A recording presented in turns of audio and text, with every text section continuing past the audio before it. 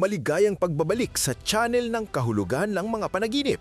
Mayon ating tatalakayin ang isang simbolong nakakabalisa at malalim ang revelasyon, ang panaginip tungkol sa laman loob, organo o bituka. Kapag napanaginipan mo ang iyong mga internal na organo, nakikita mo man ang mga ito sa labas ng iyong katawan, nararamdamang hinahawakan o inoobserbahan sa isang medikal na setting, ang iyong subconscious ay nagtuturo sa iyong internal na katotohanan at sa iyong pinakapangunahing instingto para mabuhay. Sa wika ng mga panaginip, ang mga laman loob ay kumakatawan sa sentro ng ating pagkatao, ang mga gut feelings na madalas nating binabaliwala, at ang mga nakatagong proseso na nagpapanatili sa ating buhay. Ito ay isang makapangyarihang refleksyon ng matinding kahinaan. Ipinapakita ng iyong isip ang karaniwang nakatago na nagmumungkahi na isang sitwasyon sa iyong gising na buhay ay pinipilit kang harapin ang hilaw at hindi sinalang realidad ng iyong emosyon o kalusugan. Sa psikolohikal na aspeto ng mga panaginip, ang mga organo ay kumakatawan sa mga gumaganang bahagi ng iyong buhay.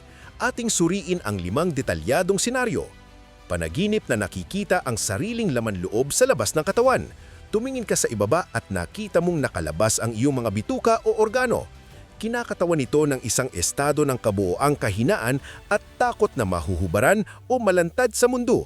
Maaring nararamdaman mo na ang iyong mga lihim, kahinaan o pinakamalalim na takot ay hindi na protektado. Ipinapahiwatig nito na isang sitwasyon ay tila nilamas ang iyong pakiramdam ng seguridad. Ito ay isang tawag na humanap ng ligtas na lugar para maghilom at muling buuin ang iyong mga emosyonal na hangganan. Panaginip na ang iyong mga bituka ay buhol-buhol. Nakakaramdam ka ng pisikal na pagpilpit o nakakakita ng buhol sa iyong digestive system. Dahil ang mga bituka ang nagpoproseso ng nutrisyon at dumi, sumisimbolo ito ng isang bara sa kung paano mo pinoproseso ang impormasyon o emosyon. Maaaring hindi mo maisikmura ang isang katotohanan. Sinasabi ng iyong subconscious na ikaw ay mentally constipated ng isang problema na hindi mo pa nalulutas o nadudunaw ng maayos. Panaginip na nakikita ang organo ng ibang tao na nakalabas. Inoobserbahan mo ang ibang tao sa ganitong mahinang kalagayan. Madalas nitong sinasalamin ang iyong pananaw sa kahinaan ng taong iyon o ang pakiramdam na sila ay nagiging tapat, marahil ay sobrang tapat sa iyo.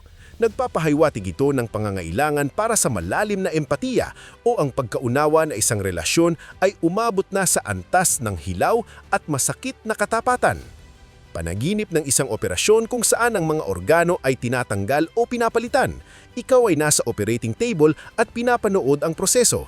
Sumisimbolo ito ng isang sapilitang upgrade o ang kinakailangang pagtanggal sa isang bagay na hindi na nakakatulong sa iyo. Ipinapahiwatig ito na sumasailalim ka sa isang malaking internal na pagbabago kung saan ang mga lumang gawi, paniniwala o bahagi ng iyong pagkatao ay inaalis para iligtas ang iyong pangkalahatang kapakanan. Panaginip na hawak ang isang puso o mahalagang organo sa iyong mga kamay. Nararamdaman mo ang bigat at pintig ng isang buhay na organo. Kinakatawan nito ang pag-aako ng direktang responsibilidad sa iyong sariling buhay o sa buhay ng isang proyekto o relasyon. Hawak mo mismo ang sentro ng sitwasyon. Kung ang organo ay malusog, ipinapakita nito ang iyong lakas na panatilihin ang iyong minamahal. Kung ito ay nanghihina, sinasalamin nito ang iyong takot na may mahalagang bagay na nawawala sa iyo.